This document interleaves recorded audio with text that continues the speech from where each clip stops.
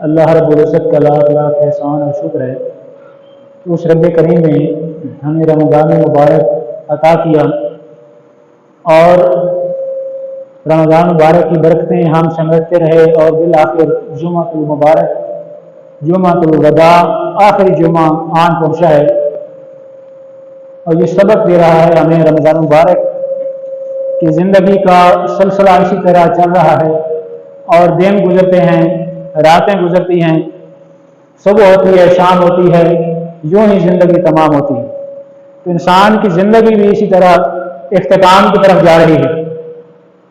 हम अगर देखें तो एक दिन था कि हम तैयारी कर रहे थे, इधर ही हम बैठ के बातें कर रहे थे कि रमज़ान मुबारक आने वाला है, अनकरीब हमारे अंदर हमारे ऊपर साया फगन होगा रमज़ान मुबारक, और वही दिन और वही रातें गुजरते गुजरते आज ऐसे पता ही नहीं चलता, बिल्कुल लगता है कि कल की बात है और आज आखिरी जुमा रमज़ान मुबारक आन पहुंचा है। तो इसी तरह जिस चीज़ का आगाज होता है उसका एक दिन इख्तिताम भी हो जाता है। जिंदगी का सिलसिला भी इसी तरह है कि इंसान दुनिया के अंदर आता है तो इंसान समझता है मैंने बड़ा जीना है, लेकिन पल गुजरते गुजरते आकर जिंदगी की भी शाम हो जाती है। रोजाना दिन का चलना ये हमें सबक देता है कि सुबह सूरज तुलू होता है, फिर शाम को गुरूब होता है और दिन को सूरज ऐन सर के ऊपर बिल्कुल उरूज पर होता है और आखिर वो सूरज भी गुरूब हो जाता है। तो दिन और रात ये भी हमें सबक देते हैं कि इंसान की जिंदगी आगाज है, उरूज है और फिर इख्तिताम है और हर चीज को फना है।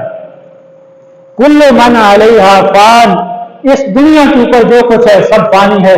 वयब्का वजह रब्बिका ज़ुल जलाली वल इकराम, अगर किसी को बका हासिल है, किसी को दवाम हासिल है, किसी को अबदियत हासिल है, कोई हमेशगी हासिल है जो हमेशा से हमेशा रहेगा, तो फकत अल्लाह रब्बुल इज्जत की जात। बाकी दुनिया के ऊपर जो भी आया उसने जाना है। ये सिलसिले हैं, रमजान मुबारक आता है हमें एहसास दिला के जाता है और ये ट्रेनिंग का महीना सिर्फ इसलिए नहीं कि हम ज्यादा से ज्यादा नेकियां कमा लें और फिर उसी तरह दुनिया के अंदर मगन हो जाएं, दुनिया के कारोबार के अंदर, दुनिया की रंगीनियों के अंदर, दुनिया की चकाचौंध रोशनियों के अंदर फिर हम अल्लाह को भूल जाएं, इसलिए नहीं आता, बल्कि इसलिए आता है कि जो भटके हुए थे तुम तो फिर वापस आ जाओ, मेरे रास्ते पे आ जाओ। अल्लाह चाहता है कि जो तुम्हारा 11 महीनों में अगर तुम मेरे रास्ते पे नहीं आए तो इस महीने के अंदर तो आ जाओ। मेरी रहमतों के दरवाजे खुल जाते हैं, जन्नतों के दरवाजे खुल जाते हैं, आसमानों के दरवाजे खुल जाते हैं, शयातीन को कैद कर दिया जाता है और अल्लाह रब्बुल इज्जत की रहमत पुकार रही होती है। रहमत के कभी ऐलान हो रहे हैं कि ये ऐसा रहमत है, ये ऐसा मग़फ़िरत है, ये जहन्नम से आजादी है। अल्लाह रब्बुल इज्जत इसलिए ये ऐलान, ये पैकेज देता है, ये ऐलान करता है कि मेरे रास्ते पे आ जाओ ताकि फिर सारा साल तुम मेरे रास्ते पे रहो। लेकिन हमारा हाल ये है कि हम रमजान मुबारक के अंदर तो कुछ नेकियों की तरफ राग़िब होते हैं, अल्लाह की तरफ लौटते हैं, लेकिन जब रमजान मुबारक अभी आखिरी लम्हों पे होता है कि हम ईद की तैयारियों में ऐसे मगन होते हैं, बाजारों के अंदर देख लें, बेपर्दगियां देख लें, बेहयाइयां देख लें और नौजवानों की मुख्तलिफ किस्म की करतब देख लें, वो हम क्या हमें सबक देते हैं कि जिस तरह अगर रमजान मुबारक हमें नेकियों की तरफ राग़िब करता है तो क्या ईद आने के साथ हम फिर गुनाहों के अंदर, गुनाहों की दलदल के अंदर चले जाएं? नहीं, बल्कि रमजान मुबारक हमें ये ट्रेनिंग देता है कि हम जिस तरह रमजान शरीफ के अंदर अल्लाह की इताअत करते रहे, तिलावत करते रहे, नमाज का एहतमाम करते रहे और मुख्तलिफ किस्म की इबादत तस्बीहात का एहतमाम करते रहे, इसी तरह हम बाकी जिंदगी जो रमजान शरीफ के बाद हम गुजारते हैं उसके अंदर भी इसी तरह ये तो सलसल कायम रहना चाहिए। ये रब के साथ जो ताल्लुक है वो तो मोहब्बत का ताल्लुक है, वो कोई इस तरह का नहीं है कि सिर्फ रमजान शरीफ के अंदर हम अपने रब के साथ हैं, रब के साथ प्यार करते हैं या अल्लाह की नेमतें सिर्फ रमजान शरीफ के अंदर हैं। नहीं, बल्कि वो हमारा रब हर लम्हा है और हर लम्हा हम उसके बंदे हैं। हमें अपने रब के साथ वो ताल्लुक कायम रखना चाहिए जिस तरह रमजान शरीफ के अंदर हमारे अंदर शौक होता है, वलवला होता है, जज्बा होता है, एक इंसान के अंदर बड़ी एक तड़प होती है, अपने रब के साथ वालियाना अटैचमेंट होती है।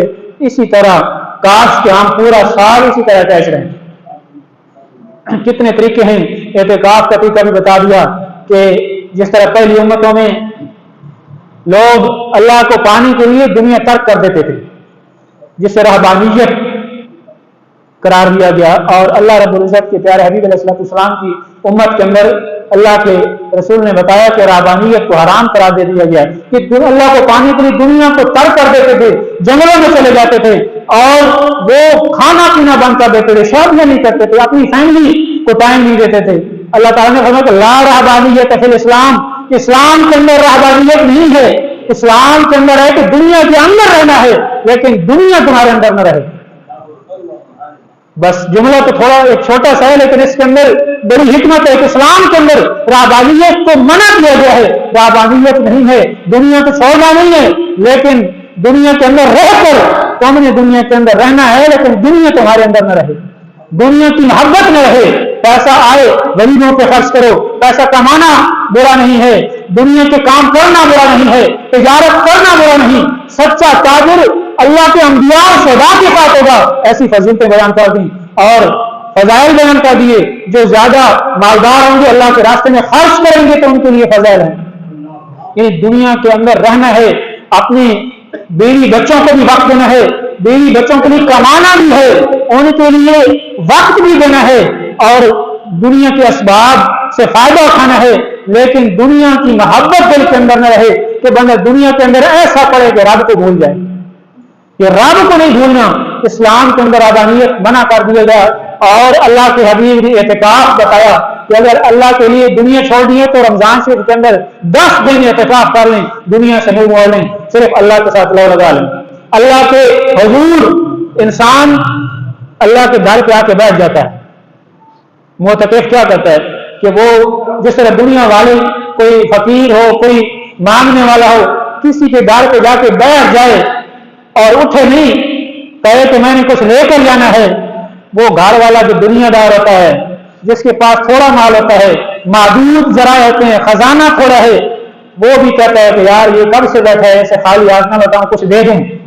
وہ بھی اسے دے دیتا ہے.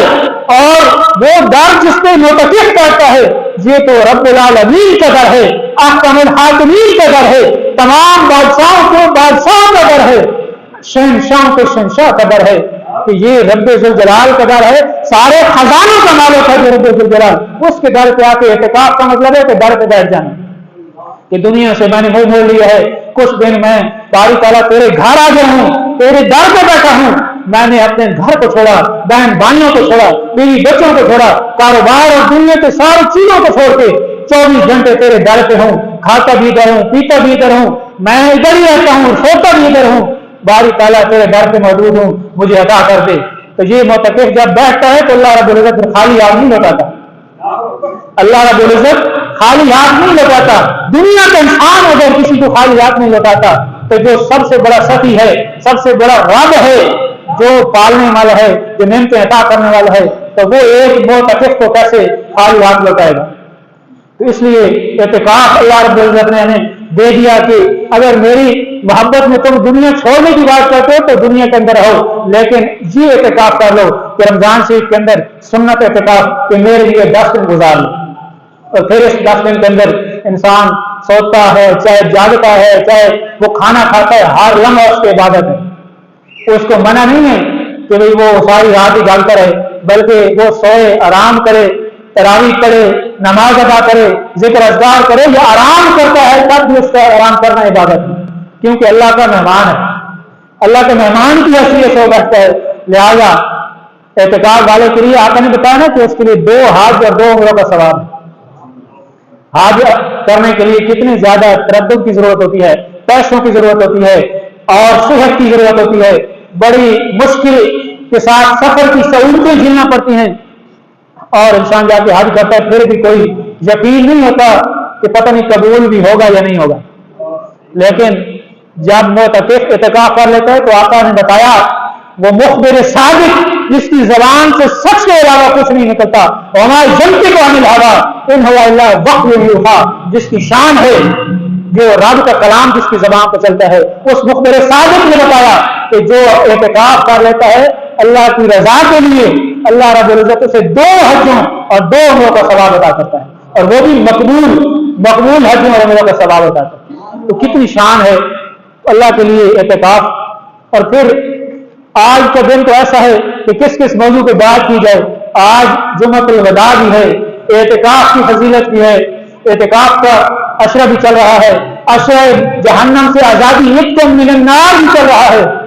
بڑی بڑی باتیں ہیں, کس کس کی یاد کریں. حضرت علی شیر خدا رضی اللہ تعالیٰ عنہ کا یوم شہادت بھی 21 رمضان مبارک کو ہے. رمضان شریف کے اندر دیکھیں کتنی شخصیات ہیں جن کا وصال رمضان شریف کے اندر ہے. 3 رمضان مبارک کے اندر 11 ہجری سیدہ فاطمہ الزہرا خاتون جنت رضی اللہ تعالیٰ عنہ کا یوم وصال ہے.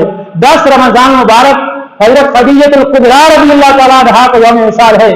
اور 18 یا 17 رمضان مبارک کو حضرت سیدہ عائشہ صدیقہ رضی اللہ تعالیٰ عنہ کا یوم وصال ہے. اور 17 رمضان مبارک کو جو بدر کے شہداء ہیں ان کا بھی یوم وصال اور شہادت کا دن اور یوم بدر ہے. اور 21 رمضان مبارک حضرت علی شیر خدا رضی اللہ تعالیٰ عنہ کا یوم وصال یوم شہادت ہے. علی رضی اللہ تعالیٰ کا برکت کے لیے تھوڑا سا ہم ذکر کر لیتے ہیں کہ حضرت علی رضی اللہ تعالیٰ کی شان یہ ہے کہ آپ کو دیکھنا بھی عبادت ہے. آپ نے آقا علیہ السلام نے بتایا کہ میرے علی کو جو دیکھے گا صرف دیکھنا, میرے علی کی زیارت جو کرے گا اس کا وہ زیارت کرنا بھی عبادت ہے. حضرت علی رضی اللہ تعالیٰ نے بچوں میں سب سے پہلے ایمان لانے والے, جن کی زبان پہ حق بولتا ہے اور جو ولایت کے سرچشمہ ہیں. اگر نبی کے بعد امت میں کسی کا مقام ہے تو سب سے بڑا اولیاء, کتب, بڑے بڑے اللہ کے ولی گزرے اگر سرچشمہ ولایت ہیں تو مقام, اس مقام کو جو سب سے پہلے سرخیل ہیں وہ حضرت علی شیر خدا رضی اللہ تعالیٰ عنہ. تو مقام ولایت میں سب سے پہلے نمبر پہ. اور صحابیت میں بچپن کے اندر ایمان لے کے آقا علیہ السلام اور آقا علیہ السلام نے اپنے جگر کا ٹکڑا لے کے عقد میں لے دیا, اور جن کا نکاح آسمانوں پہ ہوتا ہے اور آسمانوں سے فیصلہ ہو جاتا ہے کہ حضرت علی اور سیدہ فاطمہ کا نکاح ہو جانا چاہیے. اتنا مقام اور مرتبہ. ایک صحابی تھے, انہوں نے آقا علیہ السلام کی بارگاہ میں آ کے ایک غزوہ کے اندر کوئی ان کو دل کے اندر نہ کچھ ایک جس طرح بحثیت انسان دل کے اندر کچھ کسی کے لیے تھوڑا سا پیدا ہو جاتا ہے, رنجش بھی پیدا ہو جاتی ہے. صحابی کو رتبہ ہے, میں الفاظ استعمال نہیں کرنا چاہ رہا کہ دل کے اندر ان کے تھوڑی سا نا کچھ میل پیدا ہو گیا تھا. انہوں نے حضرت علی رضی اللہ تعالیٰ عنہ کی شکایت کرنا چاہیے آقا علیہ السلام کی بارگاہ میں.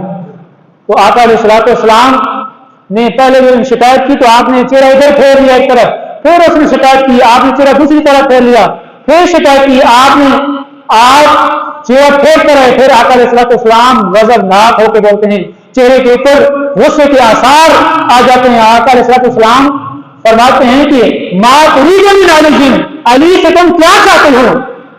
علی مجھ سے ہے اور میں علی سے ہوں. آقا علیہ السلام حاکم کی حیثیت سے تھے. آپ کے پاس اگر کوئی شکایت لے کے جاتا تو آپ چاہیے تو یہ تھا جو ہمارا دنیا کا کہتا ہے کہ بلا لیتے حضرت علی کو فیصلہ فرمانے کے لیے گواہ طلب کرتے, لیکن قربان جائے علی کی شان کو. آقا علیہ السلام نے یہ نہیں کہا کہ علی کو بلاؤ. آقا علیہ السلام نے فرمایا علی حاکم پہ ہوتا ہے, علی مجھ سے ہے, میں علی سے ہوں, لہٰذا تم علی سے کیا چاہتے ہو؟ صحابی فوراً سمجھ گئے کہ آقا علیہ السلام کیا فرمانا چاہتے ہیں. لہٰذا آقا علیہ السلام کے سامنے عرض کرتے ہیں کہ یا رسول اللہ, جو کچھ میرے دل کے اندر میل تھا وہ دور ہو گیا ہے اور مجھے سمجھ آ گئی کہ علی کا مقام و مرتبہ کیا ہے. مقام قوم جو آقا علیہ السلام نے بڑا ایک مشہور خطبہ دیا تھا حضرت علی کی شان کے اندر. آقا علیہ السلام نے حضرت علی کا ہاتھ پکڑا اور صحابہ کے سامنے ہاتھ بلند کر کے فرمایا من کنت مولا علی المولا. بڑی مشہور حدیث بات ہے کہ جس کا میں آقا ہوں, جس کا میں مولا ہوں, جس کا میں والی ہوں, اس کا علی بھی آقا اور مولا ہے. من کنت مولا فہذا علی مولا ہے, جس کا میں مولا ہوں علی بھی اس کا مولا ہے. اس سے بات ختم ہو جاتی ہے کہ کتنا مقام ہے حضرت علی کا. لہذا آقا علیہ السلام کے داماد اور آقا کے چچا زاد بھائی, آپ کا بڑا مقام ہے. اور اگر بستر نبوت پہ سوئے ہیں ہجرت کی رات تو علی سوئے ہیں. آقا علیہ السلام کے بستر پہ سونے کی سعادت اگر نصیب ہوئی ہے تو علی کو ہوئی ہے. اور جب فتح مکہ ہوتا ہے تو حضرت علی آپ کے کندھوں پہ سوار ہوتے خانہ کعبے کے اندر بتوں کو گراتے ہیں. نبوت کے کندھوں پہ سوار ہونا کوئی عام سی بات نہیں ہے. جن کی ولایت خانہ کعبہ کے اندر ہوتی ہے تو بڑی بڑی شانیں ہیں. تو ہم ان کا ذکر کریں تو وقت ختم ہو جائے گا.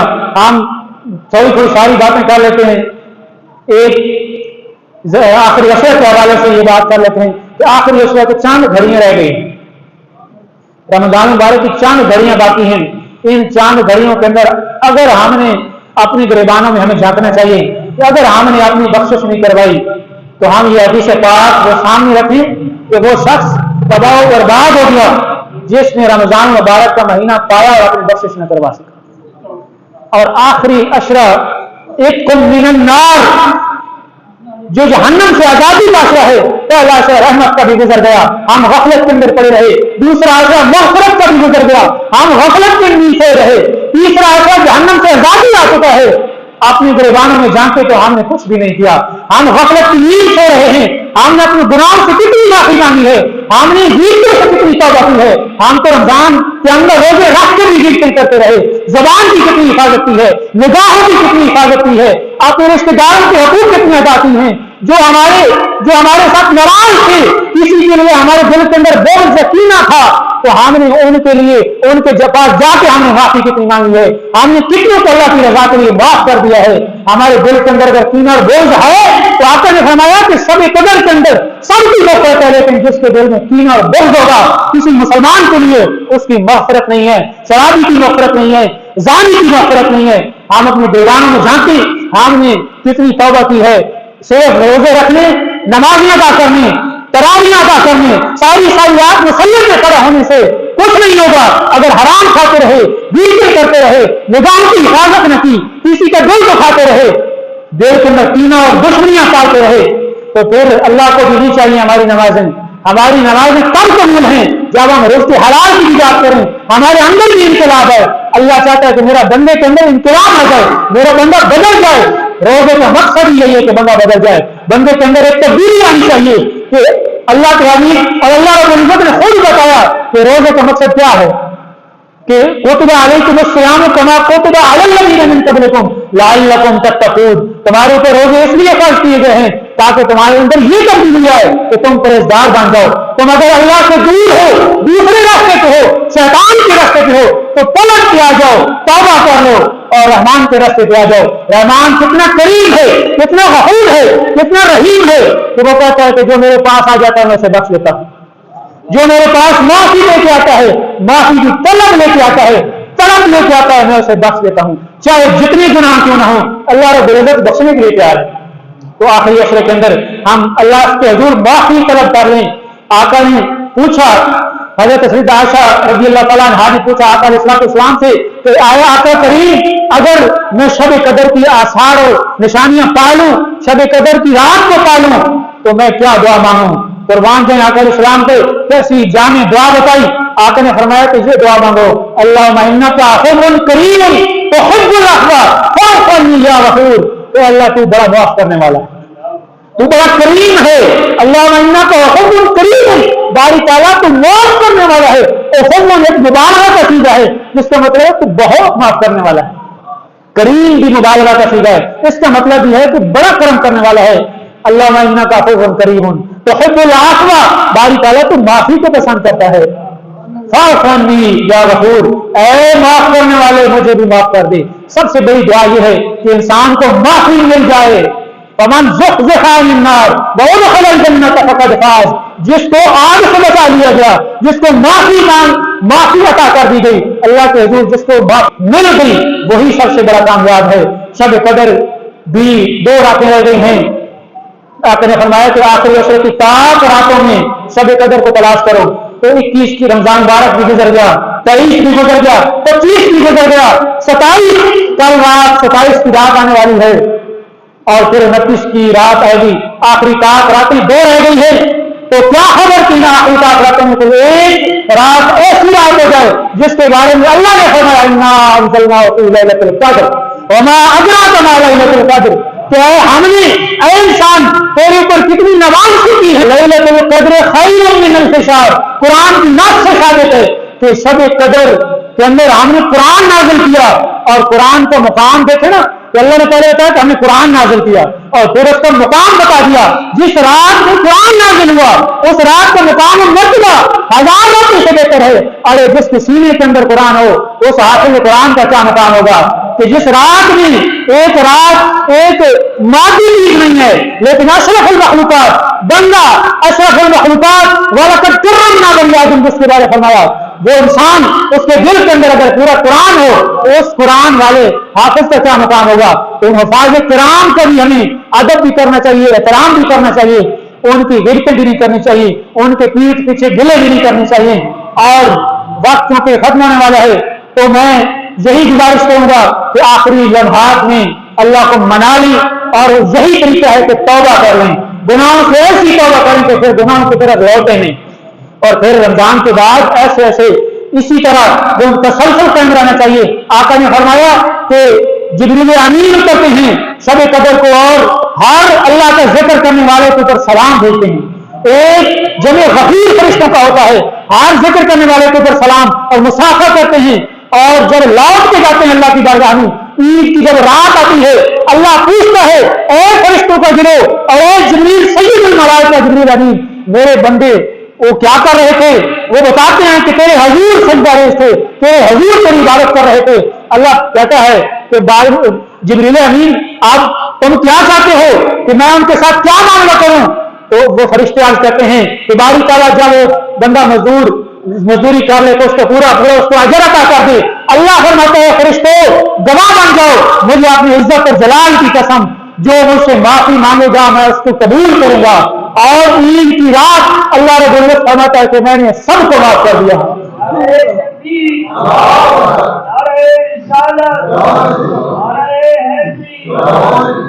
تو وہ جبریل امین آج کہتے ہیں کہ باری تعالیٰ کیا یہ لیلۃ القدر ہوگی جس کو معاف کرے گا؟ اللہ رب العزت فرماتا ہے کہ نہیں، یہ لیلۃ الجائزہ ہے، لیلۃ القدر کا اپنا مقام ہے، لیکن یہ تو مزدور کی مزدوری دینے والا یہ تو صلہ ہے کہ جو میرے راستے میں مصلی پہ قیام کرتے رہے، قرآن پڑھتے رہے، بھوک اور پیاس برداشت کرتے رہے، میرے حضور آتے رہے، معافیاں مانگتے رہے، یہ تو ان مزدوروں کی مزدوری ہے، میں سب کو معاف کر دیتا ہوں. تو اللہ تو اتنا کریم ہے، ہمارے اندر دیکھنا ہے کہ ہمارا ظرف کتنا ہے، لہذا گناہوں سے معافی مانگیں، اللہ رب العزت کو راضی کرنے کی کوشش کریں. عید کی رات کو بھی ضائع نہ کریں، عید کی رات کی بھی بڑی فضیلت ہے. شغل کے اندر یہ راز رام کی محفلوں کے اندر نہ گزاریں. عید کی رات کو لیلۃ الجائزہ قرار دیا گیا کہ انعام کی رات ہوتی ہے، اس میں بھی اللہ کے حضور توبہ اور استغفار کریں. اور مسلمان بھائیوں کے لیے کسی کے لیے دل کے اندر کوئی نفرت قدورت بوجھ کینہ ہے تو اس کو معاف کر دی، اللہ کی رضا کے لیے معاف کریں گے. سب سے پہلے تمہیں فائدہ ہوگا کہ تمہارا دل کا بوجھ ہلکا ہو جائے گا، اور اللہ جس کو جو معاف کرتا ہے اللہ تعالیٰ اسے معاف کر دیتا ہے. تو یہ طریقہ بھی اپنائیں. اور کل انشاءاللہ 27 رمضان مبارک 27ویں کی شب ختم شریف ہوگا، تو آپ لوگ تراویح بھی کرتے رہے. ختم کے حوالے سے حفاظ کرام کی ضرور بڑھ چڑھ کے خدمت بھی کریں اور ختم شریف کے اندر شرکت بھی کریں. وما علیہ الا البلاغ المبین.